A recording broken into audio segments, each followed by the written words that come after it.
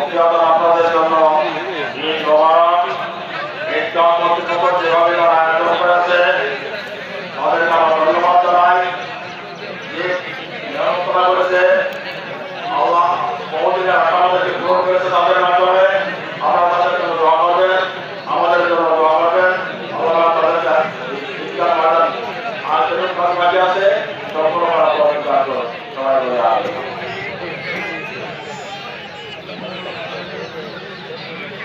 পিছনে আমরা দাঁড়া দিয়েছিলাম, এখনো বসার সৌভাগ্য হয় না। তাড়াতাড়ি একটু বসে করি, নামাজ শুরু হয়ে যাবে। এখনই নামাজ শুরু হলে আমরা দাঁড়ায় কাতার সিধা করি, দাঁড়ায় কাতার সিধা করি।